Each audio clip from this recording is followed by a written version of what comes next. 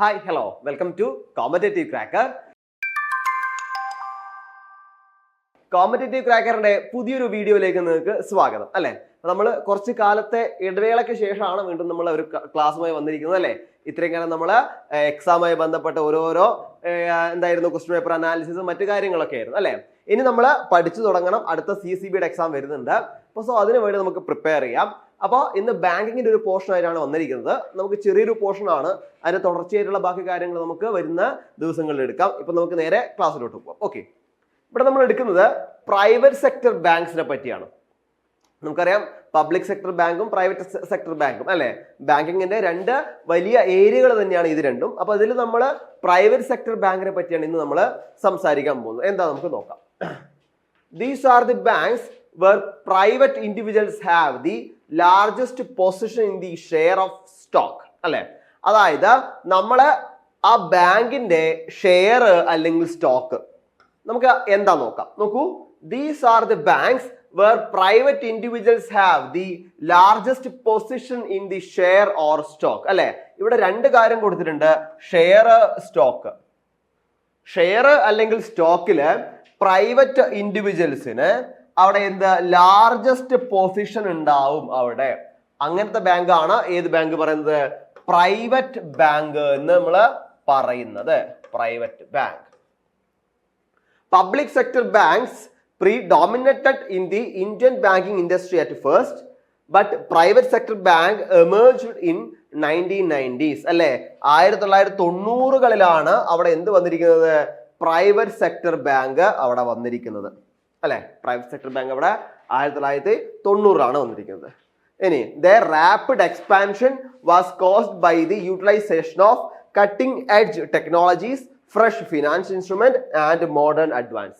അത് എന്തായിരിക്കാം, അതായത് അത്രയും കാലം എന്തായിരുന്നു കൂടുതലായിട്ട് വന്നിരുന്നത്, പബ്ലിക് സെക്ടർ ബാങ്ക്സ് ആയിരുന്നു ഉണ്ടായിരുന്നത്. അല്ലെ, അപ്പൊ അതിൽ നിന്ന് പ്രൈവറ്റിലേക്ക് പോകുന്ന സമയത്ത് നമുക്കറിയാം, ഒരു ഇൻഡസ്ട്രിയില് ഒരു പുതിയൊരു പ്രൊഡക്റ്റോ അല്ലെങ്കിൽ പുതിയൊരാള് കടന്നു വരുമ്പോൾ നമ്മൾ ശ്രദ്ധിക്കേണ്ട കാര്യം, ആ ഒരു ഇൻഡസ്ട്രി ആൾക്ക് പറ്റിയതാണോ എന്ന് നോക്കണം. അല്ലെ, സോ അതുകൊണ്ട് തന്നെ പുതിയൊരു ഇൻഡസ്ട്രിയെ പറ്റി നന്നായിട്ട് പഠിക്കണം. അവിടെ എന്താണ് ആവശ്യമുള്ളത് നോക്കണം. ഇതൊക്കെ അവിടെ ഒരു ന്യൂ ബിസിനസ് തുടങ്ങുന്ന ഒരാൾക്ക് വളരെ ഇമ്പോർട്ടൻ്റ് ആയിട്ട് വേണ്ട ഒരു കാര്യമാണ്. അപ്പൊ ഇവിടെ പ്രൈവറ്റ് സെക്ടർ ബാങ്ക്, അതുവരെ പബ്ലിക് സെക്ടർ ബാങ്ക് ആയിരുന്നു ഉണ്ടായിരുന്നത്. അപ്പൊ പ്രൈവറ്റ് സെക്ടർ ബാങ്കിലേക്ക് വരുമ്പോൾ അവിടെ ബാങ്കിങ് ഇൻഡസ്ട്രിയിൽ എന്തൊക്കെയാണ് പുതുതായിട്ട് വേണ്ടത് നമുക്കറിയാം. ഇപ്പൊ അതായത് ATM അതേപോലെ മറ്റു കാര്യങ്ങളും ഇല്ലാതിരുന്ന കാലഘട്ടത്തിൽ നമ്മൾ ബാങ്കിൽ തന്നെ പോയി സ്ലിപ്പൊക്കെ എഴുതി കൊടുത്തിട്ടായിരിക്കണം നമുക്ക് പൈസ നമ്മൾ എന്ത് ചെയ്യുക, റിട്ടേൺ അല്ലെങ്കിൽ നമ്മൾ ഇങ്ങോട്ട് വാങ്ങിയെടുക്കാം.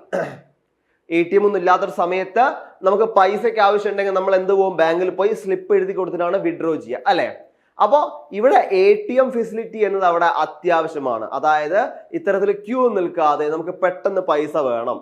അപ്പൊ അവിടെ ഒരു തോട്ടിൽ നിന്നായിരിക്കും എന്ത് വന്നിട്ടുണ്ടാവുക, ATM എന്നൊരു കാര്യം അല്ലെങ്കിൽ ഇന്റർനെറ്റ് ബാങ്കിങ് ഒക്കെ വന്നിട്ടുണ്ടാവുക. സോ അത്തരത്തിൽ ഇവിടെ പ്രൈവറ്റ് സെക്ടർ ബാങ്ക് എന്താണ് ആ ബാങ്കിങ് ഇൻഡസ്ട്രിയിൽ വേണ്ടത്, ആ കാര്യത്തിന് വേണ്ടി അവർ എന്ത് ചെയ്തു, കൂടുതലായിട്ട് ഫോക്കസ് ചെയ്തുകൊണ്ട് അവര് മുന്നോട്ടിറങ്ങി. അതൊക്കെയാണ് അവിടെ fresh financial instrument, modern advance തുടങ്ങിയ കാര്യങ്ങൾ. അതുകൊണ്ട് തന്നെ വളരെ പെട്ടെന്ന് നമ്മളെ ബാങ്കിങ് ഇൻഡസ്ട്രിയിലെ പ്രൈവറ്റ് സെക്ടർ ബാങ്ക് എന്തായി, അവരുടേതായ ഒരു ഏരിയ അവർ കണ്ടുപിടിക്കുകയും ചെയ്തു. ഓക്കെ, നെക്സ്റ്റ് നോക്കാം. Private sector banks in India are divided into two groups. Old bank in the private sector, these bank emerged before 1968. The new bank in the private sector. അതായത് രണ്ട് തരത്തില് private sector ബാങ്കിനെ എന്ത് ചെയ്തു, divide ചെയ്തിട്ടുണ്ട്. അതാണ് old ബാങ്കും അതേപോലെ ന്യൂ ബാങ്കും. 1968 അതേപോലെ 1990 രണ്ട് കാലയളവിനെ സംബന്ധിച്ചിടത്താണ് ഇത്തരത്തിൽ രണ്ടായി തരംതിരിച്ചിരിക്കുന്നത്. രണ്ട് തരത്തിൽ തരംതിരിച്ചു. ഇനി നമുക്ക് കുറച്ച് ബാങ്കിങ് നോക്കാം. കുറച്ച് പ്രൈവറ്റ് സെക്ടർ ബാങ്കുകൾ ഏതൊക്കെയാണ് നമുക്ക് നോക്കാം. ഒന്നാമതാണ് HDFC ബാങ്ക്. നമുക്കറിയാം, നമ്മുടെ നാട്ടിലൊക്കെ ബ്രാഞ്ചുകൾ ഉള്ളതാണ് ഒരു പ്രൈവറ്റ് സെക്ടർ ബാങ്ക് ആണ് HDFC ബാങ്ക്. നോക്കാം, HDFC bank is regarded as one of the India's largest private sector bank. അല്ലെ, നമ്മൾ ഇന്ത്യയെ സംബന്ധിച്ചിടത്തോളം ഇന്ത്യയിലെ ഒരു വലിയ ലാർജ് ആയിട്ടുള്ള ഒരു പ്രൈവറ്റ് ബാങ്ക് ആണ് HDFC bank. As part of the RBI's 1994 deregulation of the Indian banking industry, it is the first bank to have received in principle authorization to open a bank in private sector. അതായത് 1994 RBI കുറച്ച് നയങ്ങൾ രൂപീകരിച്ചിട്ടുണ്ടായിരുന്നു. അതായത് എന്തിനു വേണ്ടി? Regulations മാറ്റി എഴുതപ്പെട്ടിട്ടുണ്ടായിരുന്നു. So അങ്ങനെ മാറ്റി എഴുതപ്പെട്ട സമയത്ത് തന്നെ ആദ്യമായിട്ട് ദ പ്രിൻസിപ്പൽ ഓതറൈസേഷൻ കിട്ടിയത് എന്തിനു വേണ്ടിയിട്ട്? ഒരു ബാങ്ക്, പ്രൈവറ്റ് സെക്ടറിൽ ഒരു ബാങ്ക് ഓപ്പൺ ചെയ്യാൻ വേണ്ടിയിട്ടുള്ളൊരു പ്രിൻസിപ്പൽ ഓതറൈസേഷൻ കിട്ടിയ ബാങ്ക് കൂടിയാണ് HDFC ബാങ്ക്. അപ്പൊ അത്രയും പോയിന്റുകൾ നമുക്ക് കിട്ടി അല്ലെ. ഇവിടെ നമുക്കൊരു പോയിന്റ് കിട്ടി. ഏതാ പോയിന്റ് കിട്ടിയത്? HDFC ബാങ്ക് എന്ന് വെച്ചാൽ ലാർജസ്റ്റ് പ്രൈവറ്റ് സെക്ടർ ബാങ്ക് ആണ് നമുക്ക് കിട്ടി. കൂടാതെ RBI മുഖാന്തരം ആദ്യമായിട്ട് ഒരു ബാങ്ക്, പ്രൈവറ്റ് സെക്ടറിൽ ബാങ്ക് ഓപ്പൺ ചെയ്യാൻ പറ്റുന്ന രീതിയിലുള്ളൊരു പ്രിൻസിപ്പൽ ഓതറൈസേഷൻ കിട്ടിയ ബാങ്ക് കൂടിയാണെന്നുള്ള കാര്യം നമുക്ക് കിട്ടി അല്ലെ. ഇവിടെ 2 ഇൻഫർമേഷൻ നമുക്ക് കിട്ടി. നോക്കാം അടുത്തത്. One of the best performing bank in HDFC, which is included in the list of top 100 branches. One of the best performing bank in HDFC, which is included in the list of the top 100 brands in world. അല്ലെ, വേൾഡിലെ തന്നെ എന്താണ് 100 ബ്രാൻഡുകളിൽ ഒന്നായി മാറാനും ആർക്ക് കഴിഞ്ഞു? HDFC ബാങ്കിന് കഴിഞ്ഞു. അപ്പൊ 3 വളരെ ഇമ്പോർട്ടന്റ് ആയിട്ടുള്ള ഇൻഫർമേഷൻ നമുക്ക് ഇവിടെ കിട്ടി അല്ലെ. 3 വളരെ ഇമ്പോർട്ടന്റ് ആയിട്ടുള്ള ഇൻഫർമേഷൻ നമുക്ക് കിട്ടി. ഇനി HDFC ബാങ്കിനെ പറ്റി നമുക്കൊന്ന് ചിന്തിച്ചു നോക്കാം എന്തൊക്കെയാണുള്ളത്. ഫൗണ്ടഡ് എന്ന് പറയുന്നത് 1994 ക്വാർട്ടേഴ്സ് മുംബൈയിലാണ്. കൂടാതെ ഓതറൈസ്ഡ് ഷെയർ ക്യാപിറ്റൽ എന്ന് പറയുന്നത് ക്രോറിലാണ് അല്ലെ. ക്രോറിലാണ് കണക്ക് കൂട്ടിയിരിക്കുന്നത്. നമ്പർ ഓഫ് ബ്രാഞ്ചസ് എന്ന് പറയുന്നത് എത്രയാണ്? 8851. കൂടാതെ നമ്പർ ഓഫ് ATM അല്ലെ ക്യാഷ് റീസൈക്കിൾസ് എന്ന് പറയുന്നത് 21,000. അപ്പൊ നമുക്ക് അതായത് HDFC ബാങ്കിനെ പറ്റി നമുക്കൊന്ന് പെട്ടെന്ന് മനസ്സിലാക്കാൻ വേണ്ടിയിട്ടാണ് ഈ കാര്യങ്ങളോട് കൊടുത്തിരിക്കുന്നത്. അപ്പോൾ എന്തൊക്കെയാണ് നമുക്ക് ഇപ്പൊ മനസ്സിലായി അല്ലെ. പ്രൈവറ്റ് സെക്ടർ ബാങ്ക് കൂടിയാണ്, പ്രൈവറ്റ് ബാങ്ക് കൂടിയാണ് എന്ത്? HDFC ബാങ്ക് എന്ന് പറയുന്നത്. ഓക്കെ, അടുത്ത് നോക്കാം. അടുത്താണ് ICICI ബാങ്ക് അല്ലെ. ICICI എന്താണ്?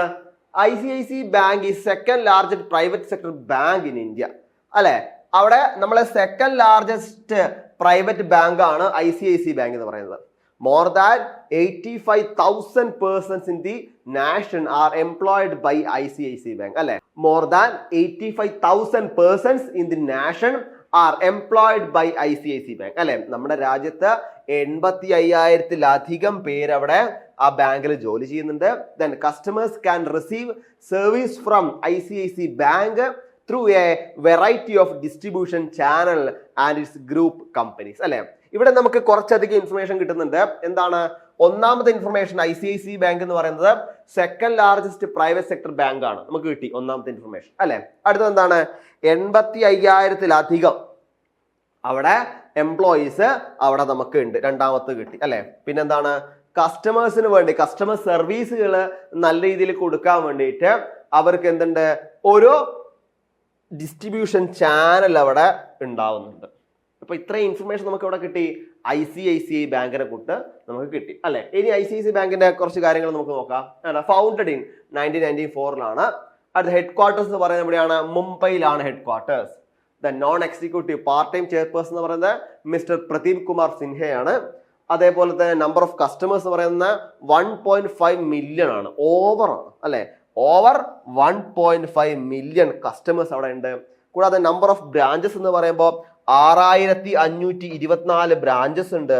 കൂടാതെ നമ്പർ ഓഫ് ATMs കാർഡ് അല്ലെങ്കിൽ നമ്പർ ഓഫ് ATMs എന്ന് പറയുമ്പോൾ 17,000-ലധികം ഉണ്ട് അല്ലെ.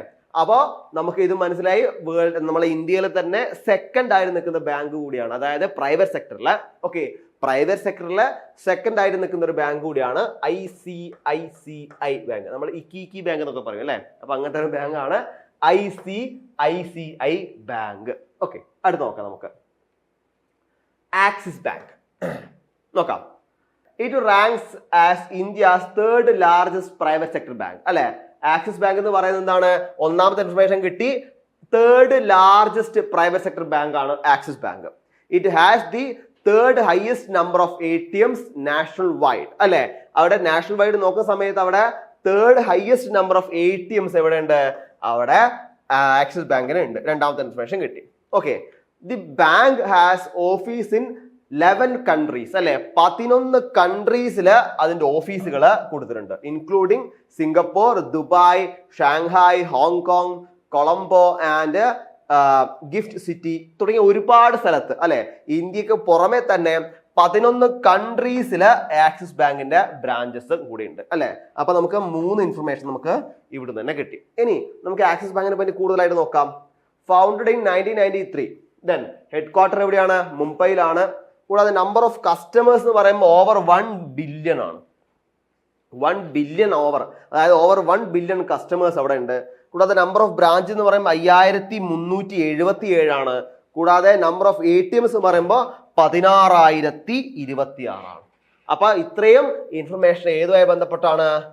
ആക്സിസ് ബാങ്കുമായിട്ട് ബന്ധപ്പെട്ടാണ് അല്ലെ. അപ്പോ ആക്സിസ് ബാങ്കിനെ പറ്റി നമ്മൾ നോക്കി.